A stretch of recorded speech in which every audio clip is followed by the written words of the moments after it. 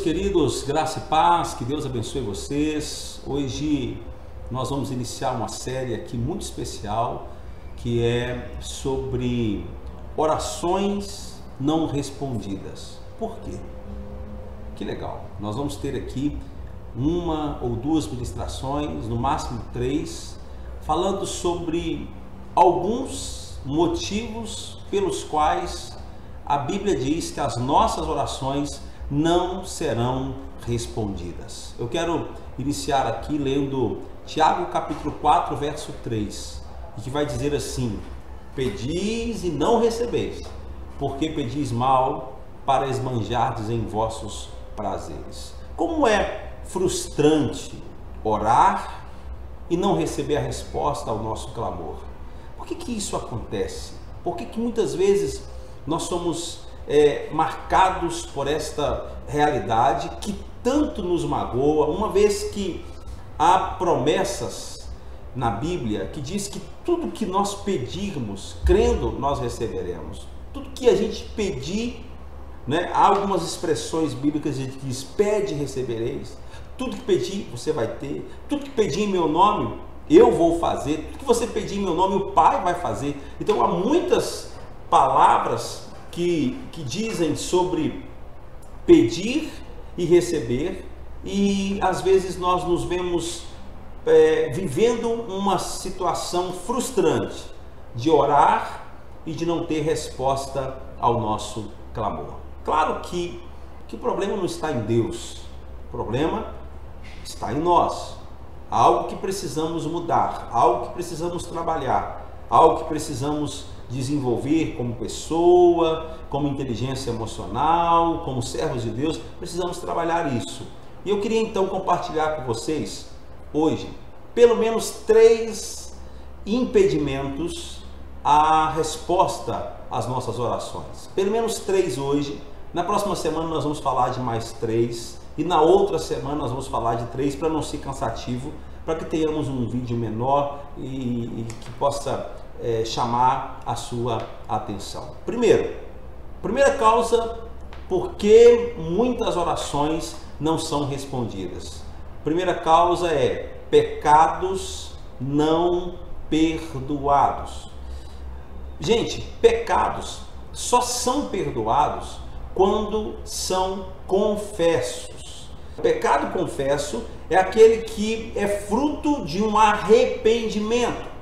Porque tem pessoas que confessam pecados, mas simplesmente eles dizem que pecaram. Não há nenhum sentimento de arrependimento. Arrependimento é a decisão do coração de não cometer o mesmo erro. Arrependimento é a decisão do coração de dizer: não mais farei isso. Eu feri o Senhor, eu magoei o Senhor, eu manchei a santidade de Deus, então não vou mais fazê-lo. Então, pecados confessos é aquela confissão resultado de um arrependimento. Todo pecado confesso, isto é, todo pecado que passou por um processo de confissão com base no arrependimento, há uma promessa para esse pecado. 1 João 1, verso 8 e depois o verso 9. Diz assim: se dissermos que não temos pecado nenhum, a nós mesmos nos enganamos, e a verdade não está em nós. Se confessarmos os nossos pecados, Ele é fiel e justo para nos perdoar Ele é fiel e justo para nos perdoar os pecados e nos purificar de toda injustiça.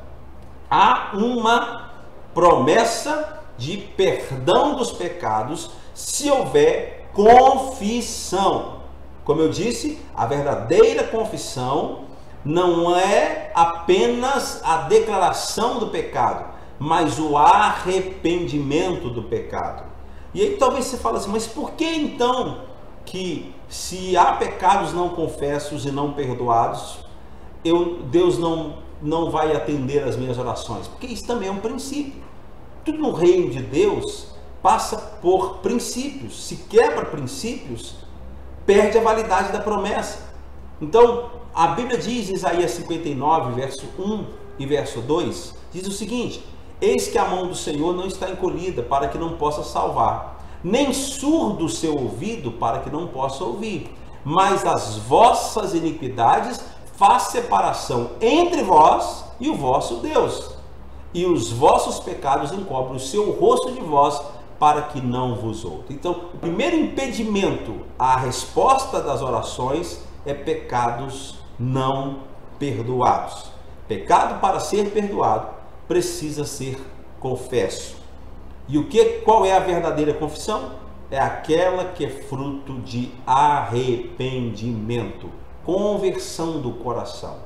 Porque muitas orações não são respondidas, pecados não perdoados. Segundo, incredulidade. Eu não sei, mas na minha experiência ministerial, já tem um bom tempo que trabalho, que exerço a função pastoral, e a gente vê que muitas vezes a prática da oração, ela é apenas um ato religioso, ela não é fruto de fé. Quantas pessoas se curvam no momento de oração, mas na verdade não há fé nisso, há uma prática religiosa. É tipo chegar na igreja, dobrar o joelho para orar, ou ir num devocional, todo mundo está orando, eu vou orar também. Numa reunião de oração, todo mundo está orando, eu vou orar também. Num momento do culto, todo mundo está orando, o pastor chama para oração, eu oro também. Mas não há uma atitude de fé. Muitos oram com incredulidade no coração. Se há um pecado que entristece Deus, é o pecado da incredulidade. Por quê? Porque na incredulidade nós negamos, nós colocamos em xeque o poder de Deus para atuar naquela situação. Se existe algo que Deus espera de nós, ou pelo menos espera daqueles que dizem serem cristãos, é que confiamos nele.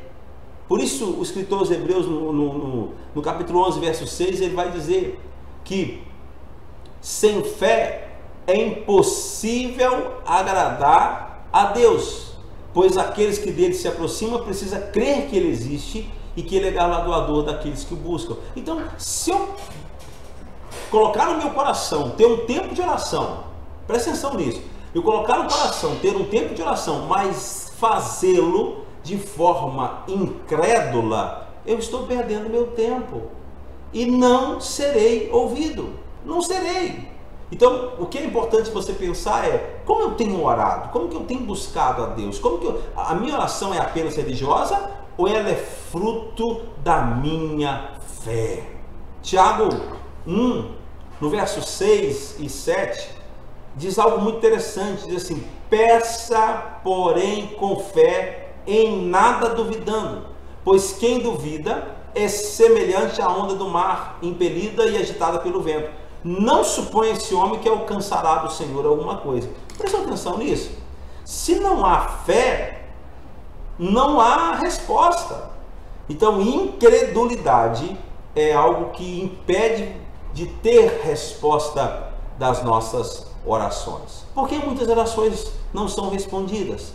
Terceiro ponto. Muitas orações não são respondidas por causa dos nossos desejos carnais, egocêntricos, desejos pessoais. Quantas vezes eu tenho falado isso nesses últimos dias? Nós estamos estudando o personagem Samuel.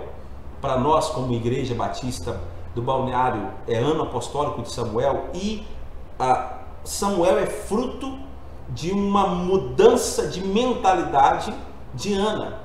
Porque enquanto Ana pediu somente para satisfação pessoal, ela não teve o seu Samuel. O dia que Ana corrige a sua motivação e ela decide ter um filho para Deus, isto é, um filho para o reino,